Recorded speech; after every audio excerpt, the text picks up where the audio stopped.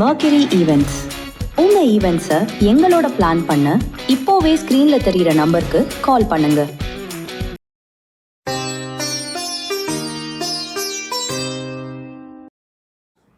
ஓம் சரணாகத தீனார்த்த பரித்ராண பராயணை சர்வஸ்யார்த்திகரே தேவி நாராயணி நமோஸ்துதே. வணக்கம் நேயர்களே, இது மகாலட்சுமி ஜோதிடம் வழங்கும் காலச்சக்கரம். உங்கள் அன்பு ஜோதிடர் ஸ்ரீராம்ஜி பேசுகிறேன்.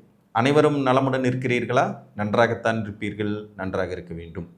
இன்றைய காணொளியில் நாம் காண இருப்பது லக்னங்களின் வலு வரிசை. இதுதான் தலைப்பு. பொதுவாக எல்லா லக்னங்களும் வலிமையானவே தான், அதில் ஒன்றும் டவுட் இல்லை. உங்கள் லக்னாதிபதி ஆட்சி உச்சங்கிற நிலைமையில் இருந்தால், அப்படி இல்லாத நிலையிலும் லக்னாதிபதி ஒரு சம நிலையில் இருந்தாலும் கூட லக்னங்களுக்கென்றே சில வலிமையான அமைப்புகள் உண்டு. அந்த வலிமையான அமைப்புகள் என்னென்ன அப்படிங்கிறத நம்ம இன்றைக்கி பார்க்கலாம்.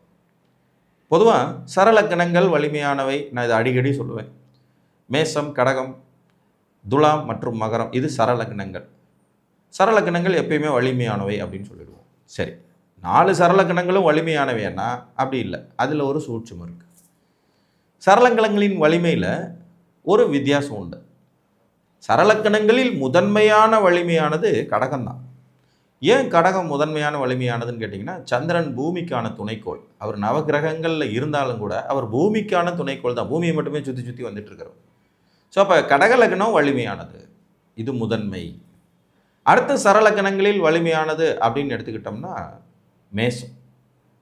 மேசம் சூரியனுடைய உச்ச வீடு. ஒன்று சந்திரனுடைய பவர், இன்னொன்று சூரியனுடைய பவர். அங்கே செவ்வாய் ஆட்சி மூலத்திரிகோணங்கிற வலிமையில் இருக்கிறதுனால சரலக்கணங்களில் 2வது வலிமையானது மேசம். 3வது வலிமையானது அப்படின்னு பார்த்தீங்கன்னா மகரம். இந்த மகரமும் பார்த்தீங்கன்னா ஒரு பாவ வீடு தான். ஆனாலும் கூட இங்கே செவ்வாய் உச்ச பவர் அடைகிறாரு.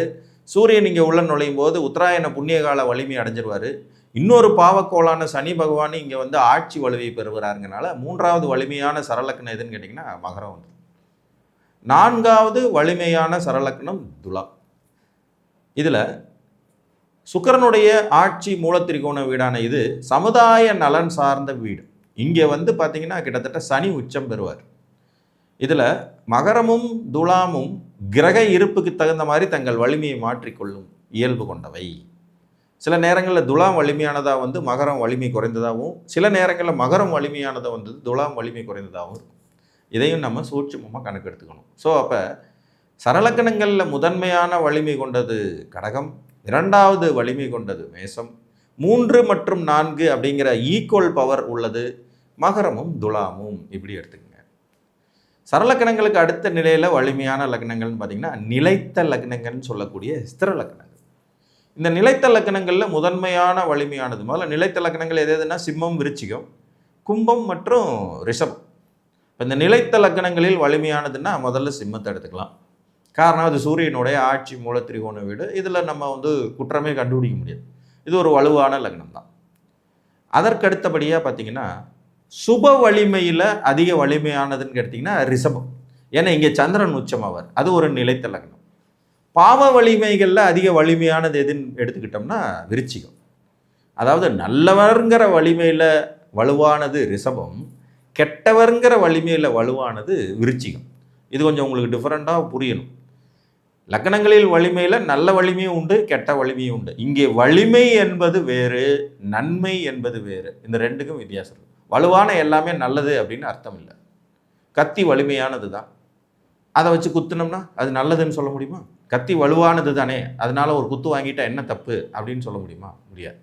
அதே மாதிரி தான் வலிமையான அமைப்புகளில் நிலைத்த லக்னங்கள் 2வது வரிசையை பெறும். அதில் முதன்மையான வலிமையானதா சிம்மத்தை எடுத்துக்கலாம். 2வது நன்மையான வலிமை உடையதா ரிஷபமும், தீமையான வலிமை உடையதா விருச்சிகமும் எடுத்துக்கணும். அப்போ இது ரெண்டுமே 2வது இடம் அப்படிங்கிறது மாதிரி பவரில் வந்துடும். 3, 4ஆம் இடத்தை கும்பம் எடுத்துக்கும். கும்பம் கடைசி கட்ட வலிமை உள்ள நிலைத்த லக்னம் அப்படிங்கிறது மாதிரி கொண்டுட்டு போயிடலாம். புரியுதுங்களா? லக்னங்களில் லக்னாதிபதிங்கிறவர் வழுக்கும் போது எல்லா லக்னமும் வலிமையானது தான். இதில் எந்த மாற்று கருத்தும் கிடையாது. அதே நேரத்தில் இயற்கையாகவே லக்னாதிபதியை தாண்டி ஒரு வீடு என்கின்ற அடிப்படையில் வலிமை பொருந்தியவை சரலக்கணங்கள். அவங்களுக்கு வாய்ப்புகள் திரும்ப திரும்ப கிடைக்கும். 100% வலிமையான லக்னங்களில் அது வந்துடும். அதில் மேசம், கடகம், துலாம் மற்றும் மகரம் பலவிதமான பிரிவுகள் அடிப்படையில் வரும். இதில் கடகம் முதன்மையானதாகவும், மேசம் இரண்டாவதாகவும், துலாமும் மகரமும் 3ங்கிற இடத்தை பகிர்ந்து கொள்வதாகவும் இருக்கும். நிலைத்த லக்னங்களில் சிம்மம் வலிமையானது, ரிஷபமும் நல்ல வலிமையானது. ஏன்னா இது ரெண்டுமே சூரிய சந்திரர்களின் பவரை எக்ஸ்டாப்ளிஷ் பண்ணக்கூடிய வீடுகள். விருச்சிகம் கொடூரத்தில் வலிமையானது, கும்பமும் பாவத்தில் வலிமையானது. இது ரெண்டும் பாவ வீடுகள்ங்கிறத நீங்கள் மறந்துடக்கூடாது.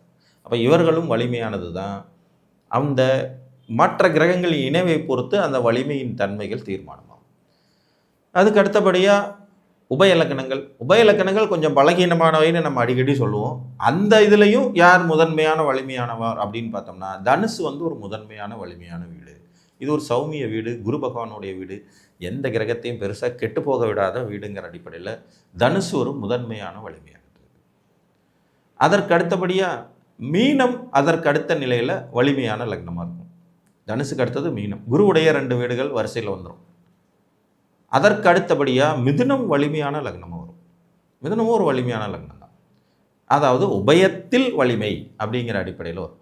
இப்போ நம்ம முதல் நிலை விளையாட்டு வீரர்கள், 2ஆம் நிலை விளையாட்டு வீரர்கள், 3ஆம் நிலை விளையாட்டு வீரர்கள்னு பிரிக்கிறோம் இல்லையா, அந்த மாதிரியான கேட்டகரி தான் இதுவும். இதில் நான் திரும்பவும் சொல்லிடுறேன், அப்படின்னா இந்த லக்னம்லாம் வலு குறைந்ததான்னு எந்த விதமான முடிவுக்கும் போகாதீங்க. லக்னாதிபதி வலுத்துட்டா எல்லா லக்னமும் வலிமையானது தான். இதில் உபய லக்னம், சர லக்னம், ஸ்திர லக்னங்கிற பிரிவு இல்லை. ஆனால் ஒரு சமமான நிலையில் லக்னாதிபதி இருக்கும்போது பிறப்பு அடிப்படையில் எந்த லக்னம் பவர்ஃபுல்லாக இருக்குங்கிறதுக்கு தான் இந்த விளக்கம். புரிஞ்சிடுச்சிங்களா? ஜோதிடம் பலவிதமான நுணுக்கங்களை உள்ளடக்கியது. அந்த நுணுக்கங்களில் இதுவும் ஒன்று. ஒரு கடகலக்ன ஜாதகருக்கு வாழ்க்கையில் கிடைக்கக்கூடிய அத்துணை விதமான வாய்ப்புகளும் ஒரு கன்னி லக்னக்காரருக்கு கிடைக்கிறது இல்லை. இதுதான் நிதர்சனமான உண்மை. ஆனால் அதே நேரத்தில் கடகலக்கணத்தில் பிறந்த ஒருத்தருக்கு சந்திரன் நீச்சம் அடைஞ்சு அமாவாசை சந்திரனாக இருக்க, கன்னிலக்கணத்தில் பிறந்த ஒருத்தருக்கு புதன் உச்சமாக இருக்கும்போது அவருக்கு வாய்ப்பு திருப்பி கிடைக்கிறதுக்கான சாத்தியம் இருக்கும். இந்த விதி விலக்கு. முதல்ல சொல்கிறது விதி, 2வது சொல்கிறது விதி விலக்கு. ஸோ உபயலக்கணங்களில் தனுசு முதன்மையாகவும், மீனம் 2வது இடத்துலையும், மிதுனம் 3வது இடத்துலையும், கன்னி 4வது இடத்துலையும் வலிமையாக இருக்கும். 12 லக்னங்களில் வலிமை அதிகமாக உள்ள லக்னம் கடகம், வலிமை மிக குறைவாக உள்ள லக்னம் கன்னி அப்படிங்கிறது மாதிரி வரும். சரலக்கணங்கள் முதன்மை வலிமையை பெறும்.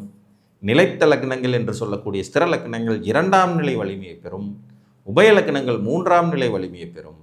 அப்படி இந்த 3 பெரும் பிரிவுகளில் அந்த சரத்தில் சிறந்த லக்னமாக வலுப்பெறுவது எது, மற்றும் ஸ்திரத்தில் சிறந்த லக்னமாக வலுப்பெறுவது எது, உபயத்தில் சிறந்த லக்னமாக வலுப்பெறுவது எதுங்கிறது தான் இந்த விளக்கம்.